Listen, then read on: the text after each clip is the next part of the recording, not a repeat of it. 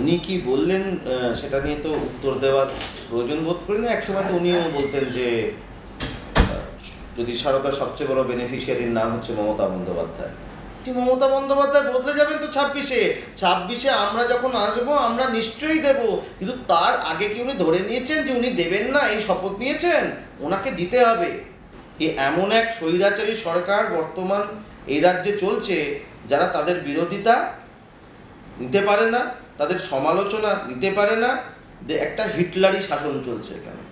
এইসব বাংলাদেশি রোহিঙ্গাদের লেলিয়ে দিয়ে তো কোনো লাভ নেই।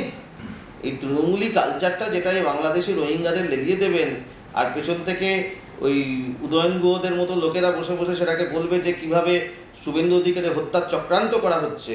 শুভেন্দু অধিকারী তো গতকাল মৃত্যু হতে পারত। এখানে দেখুন, ওটা তো দল নয়, ওটা একটা কর্পোরেট সংস্থা।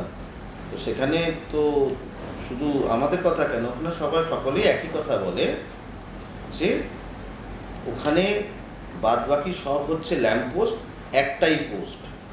আর সেখানে অভিষেক বন্দ্যোপাধ্যায়কে কি করলেন আর কল্যাণ বন্দ্যোপাধ্যায় কি করলেন, আমি তো সেখান থেকে নির্যাস যেটা পেলাম, কল্যাণ বন্দ্যোপাধ্যায় যেটা বারবার করে মিডিয়াতে দেখলাম, উনি বলেছেন যে সুদীপ বন্দ্যোপাধ্যায় উত্তর কলকাতার সাংসদ, তিনি পার্লামেন্টে আসেন না। আমি তো উত্তর কলকাতাতে আমরা রাজনীতি করি, উত্তর কলকাতাতে থাকি, উত্তর কলকাতার যুবক হিসেবে এই প্রশ্নটা করব না যে যাকে নাকি বিজয়ী হয়ে এখান থেকে উত্তর কলকাতা থেকে গেছেন পার্লামেন্টে, তিনি কেন পার্লামেন্ট যান না? তাকে তো পদত্যাগ করানো উচিত। আপনারা শুধু দেখছেন কল্যাণ বন্দ্যোপাধ্যায় ছড়েছেন ওখানে, সুদীপ বন্দ্যোপাধ্যায়ের জায়গায় অভিষেক বন্দ্যোপাধ্যায় এসছেন। আমি তো ওখানে বলবো সুদীপ বন্দ্যোপাধ্যায়কে তো পদত্যাগ করানো উচিত। উনি যদি সাংসদ হিসেবে না পরিষেবা দিতে পারেন উত্তর কলকাতার মানুষকে, পার্লামেন্টে যাচ্ছে না, তো আমরা বলার আগে তো কল্যাণ বন্দ্যোপাধ্যায় বলছেন, ওনারই দলের আর এক সাংসদ বলছেন যে উত্তর কলকাতার সাংসদ যান না।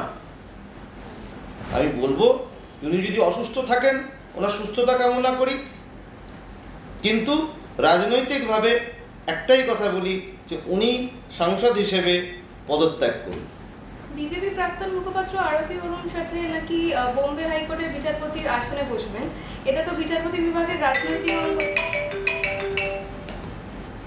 রাজনৈতিক অঙ্গনে পরিণত করার সমতুল্য। যিনি মঞ্চ থেকে বিজেপির পক্ষে ওকালতি করেন, তাকে বিচারপতি হিসেবে নিয়োগ গণতন্ত্রের জন্য সবচেয়ে বড় আঘাত। মন্তব্য কুণাল ঘোষের। উনি কি বললেন সেটা নিয়ে তো উত্তর দেওয়ার প্রয়োজন বোধ করি না। একসময় তো উনিও বলতেন যে যদি সারদার সবচেয়ে বড় বেনিফিশিয়ারির নাম হচ্ছে মমতা বন্দ্যোপাধ্যায়। ওনাকে বলবো সেইটা আগে উনি যদি পরিষ্কার করে বলেন, তারপরে নিশ্চয়ই আমরা এটাও নিশ্চয়ই উত্তর দেব। আর সর্বোচ্চ ন্যায়ালয়ে কারা বসবে না বসবে তার একটা সম্পূর্ণ আলাদা প্রসিডিওর রয়েছে। সেই প্রসিডিওর অনুযায়ী মানুষ, আমাদের এখানে দেশের সংবিধানের বিভিন্ন প্রসিডিওর রয়েছে, সেই অনুযায়ী এখানে সেই অ্যাপয়েন্টমেন্টগুলো হয়। এখানে আমাদের পশ্চিমবঙ্গের মতো তো টাকা নিয়ে চাকরি নিয়ে ছেলে খেলা হয় না। এসব মন্তব্য, ভুলভাল মন্তব্য করে কি হবে? একদিন আপনি বাজার গরম করতে পারবেন উল্টোপাল্টা মন্তব্য করে, সারা জীবন তো করা যায় না। এই প্রসঙ্গে একটা কথা বলি, দুর্গাপুজো প্রায় নিলামে ওঠার মতন পরিস্থিতি হয়েছে। 1,10,00,000 টাকা লাস্ট পর্যন্ত ঠিক করেছেন মুখ্যমন্ত্রী অনুদান হিসেবে।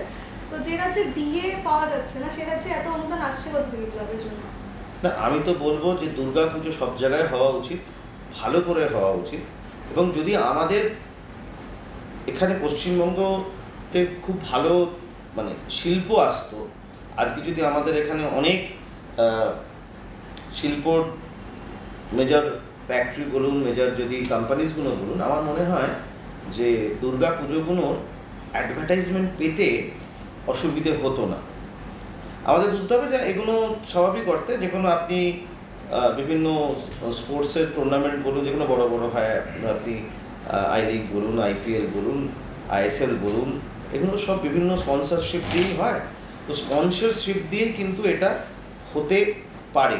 দুর্গাপুজোর বিভিন্ন জায়গায় স্পন্সরশিপ দিয়ে হওয়া সম্ভব, কিন্তু সেটা আমাদের এই রাজ্যে তো শিল্পটাকে রসাতলে পাঠিয়ে দেওয়া হয়েছে। এবার তাই কি করতে হচ্ছে, আমি শিল্পের উন্নয়ন না ঘটিয়ে আমি ঘুরপথে যাচ্ছি, আমি ভাতা দিচ্ছি।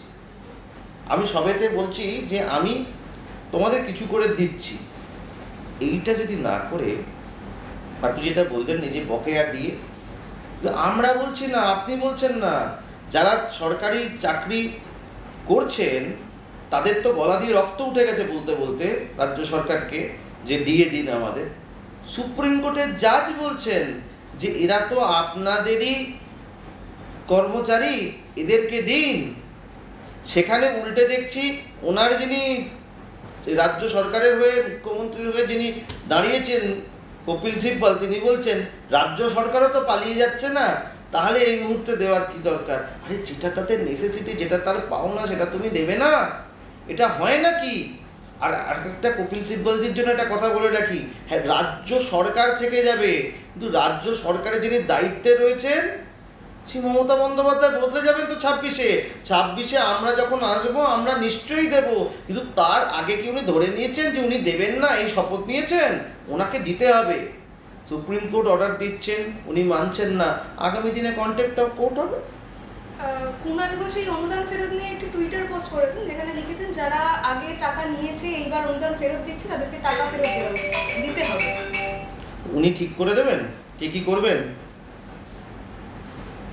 উনি যদি মনে করেন উনি ঠিক করে দিতে চান কে কি করবেন, তাহলে আমার মনে হয় ভারতবর্ষে তো তালিবানি শাসন চলে না, ওনারা হয়তো এই পশ্চিমবঙ্গকে বাংলাদেশ বানাতে চান, কিন্তু সেটা আমরা হতে দেবো না। যে পুজোর সংস্থাগুলো যারা ফেরত দিচ্ছে তাদের মনে হয়েছে বর্তমান পরিস্থিতি থেকে ফেরত দেওয়া উচিত, তাই দিচ্ছে। তারা বীতশ্রদ্ধ এই রাজ্য সরকারের প্রতি। এবং প্রবলেম হচ্ছে যখনই যে ফেরত দিচ্ছে তার পেছনে তো আবার তাকে পারমিশন নিয়ে তার পেছনে লেলিয়ে দেওয়া হচ্ছে না প্রশাসনকে। সমালোচনা আমি নিতে পারবো না, বিরোধিতা আমি নিতে পারবো না। এমন এক স্বৈরাচারী সরকার বর্তমান এই রাজ্যে চলছে, যারা তাদের বিরোধিতা নিতে পারে না, তাদের সমালোচনা নিতে পারে না। একটা হিটলারি শাসন চলছে এখানে। গতকাল শুভেন্দু অধিকারী, বিরোধী দলনেতা শুভেন্দু অধিকারীর কনভয়ে হামলা করা হয়েছে, কালো পতাকা দেখা হয়েছে তৃণমূল কর্মীর তরফ থেকে। এটা কেমন দেখছেন? নিচকি কি এটা জেনে বুঝে করা হয়েছে বলে মনে হয়? কারা কারা করছিল দেখেছেন তো, ছবিতে দেওয়া রয়েছে কারা করছে। এইসব বাংলাদেশি রোহিঙ্গাদের লেলিয়ে দিয়ে তো কোনো লাভ নেই। এই তৃণমূলী কালচারটা যেটা এই বাংলাদেশি রোহিঙ্গাদের লেলিয়ে দেবেন, আর পেছন থেকে ওই উদয়ন গুহদের মতো লোকেরা বসে বসে সেটাকে বলবে যে কিভাবে শুভেন্দু অধিকারী হত্যার চক্রান্ত করা হচ্ছে। শুভেন্দু অধিকারী তো গতকাল মৃত্যু হতে পারত। এবং আমাদের হাইকোর্টের অর্ডার নিয়ে উনি গেছেন একটা ডেপুটেশন দিতে, একটা রাজনৈতিক কর্মসূচিতে। সেখানে রাস্তায় দাঁড়িয়ে যখন স্থানীয় পুলিশ সেই পেয়েছে, ওখানকার এসপি সেটা পেয়েছেন, সেই অর্ডার পেয়েছেন, তাকে ইন্টিমেট করা হয়েছে, তারপরেও কি করে স্থানীয় প্রশাসন এবং পুলিশ চুপ করে বসে থাকে? তারপরেও এই তোলামুলি যে হারমাদ বাহিনীগুলো রয়েছে তারা কি করে ওখানে দুধারে দাঁড়িয়ে থাকে? এদেরকে না পেদালে না ঠান্ডা হবে না, এদেরকে মারের দরকার রয়েছে। মানুষের জনরোষের সামনে যখন পড়বে তখন এরা বুঝতে পারবে। বেচারাম মান্না কালকে আরামবাগ থেকে আমাদের 24 আওয়ার্স টিভির একজন সাংবাদিককে বলেছেন চশমা পরার জন্য। তিনি প্রশ্ন করেছিলেন যে রাস্তা কবে ঠিক হবে, আরামবাগের রাস্তা ঠিক হচ্ছে না, তার বিনিময়ে বেচারাম মান্নার উত্তর হচ্ছে আপনারা চশমা পরুন, দেখতে পাবেন। চশমা না পড়লে দেখা যাচ্ছে না, কাটমানি নিয়ে ফেলেছে, কি বলবে? বলার তো কিছু নেই যে কাটমানি খেয়ে ফেলেছি, বলতে পারছে না। ওই যে আরেকজন ছিল বীরভূমে, তিনি বলতেন উন্নয়ন রাস্তায় দাঁড়িয়ে আছে, তারপর উন্নয়ন রাস্তায় দাঁড়িয়ে আছে থেকে চলে গেছিলেন জেলে। আচ্ছা, যদি সত্যি উন্নয়ন হয়ে থাকে তাহলে কেন প্রতি বুথে বুথে পাড়ায় পাড়ায় আবার 10 লাখ টাকা করে ঘোষণা করতে হচ্ছে রাজ্য সরকারকে আর মুখ্যমন্ত্রীকে? নয় আপনাকে বলতে হবে আপনার দুয়ারে সরকার সফল হয়েছে, নয় আপনাকে বলতে হবে আপনার দুয়ারে সরকার ব্যর্থ হয়েছে। দুয়ারে সরকার যদি সফল হয়ে থাকে তাহলে এই পাড়ায় পাড়ায় সমাধান করার কোনো দরকার নেই। তার কারণ এই 10 লাখ টাকাটা তো আপনার তো অলরেডি, আপনি তো শুরুতে এসে বলেছিলেন আমি যা কাজ করে দিয়েছি, আমি তো এখনই মানে যা কাজ প্রতিশ্রুতি দিয়েছিলাম তার চেয়ে বেশি কাজ করে দিয়েছি। বেশি কাজ করার পরে এই অবস্থা যে আবার 10 লাখ টাকা দিতে হচ্ছে প্রত্যেক পাড়ায় পাড়ায়। আসলে কি বলুন তো, ওনার পাড়ায় পাড়ায় তাজা ছেলেরা আর নামছে না, তাদেরকে কাটমানি দিতে হবে তো, তাই ঘুরিয়ে কাটমানি দেওয়ার প্রচেষ্টা। এবং এর আগে যেটা দিয়েছে ওই দুয়ারে সরকার টরকার সব গেছে রসাতলে, সব মানে মাল তুলে ফাঁক করে দিয়ে সেসব ভাগ বাটারা করে খেয়ে নিয়েছে। আজ ঝাড়খণ্ড থেকে মুখ্যমন্ত্রী মমতা বন্দ্যোপাধ্যায় বিরোধী দলদের উদ্দেশ্যে বলেছে, চালাকি দ্বারা কোনো খেলা হয় না, আগে মানুষ তৈরি হন, তারপর মানুষের সাথে কথা বলুন। মানে উনি কি জানোয়ার বলতে চাইছেন সবাইকে? যদি বলে থাকেন তাহলে ধিক্কার জানাই এরকম ভাষা প্রয়োগ যিনি করছে। ওনাকে বুঝতে হবে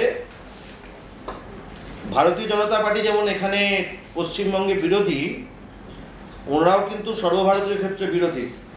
এরকম কোনো ভাষা প্রয়োগ কিন্তু সর্বভারতীয় নেতৃত্ব ওনাদের বিরুদ্ধে করেন না। কিন্তু উনি এখানে এসে রাজ্যে যেভাবে ভারতীয় জনতা পার্টিকে উনি বেঁধেন, উনি জেপি নাড্ডা যিনি আমাদের সর্বভারতীয় সভাপতি, যে ভাষায় তার নামে বলেন, সুর করে করে বলেন, লজ্জাজনক। রাজনৈতিক যে সংস্কৃতি যেটা ছিল বাংলার, পশ্চিমবঙ্গের রাজনৈতিক সংস্কৃতিটাকে এই দলটা নষ্ট করে দিয়েছে।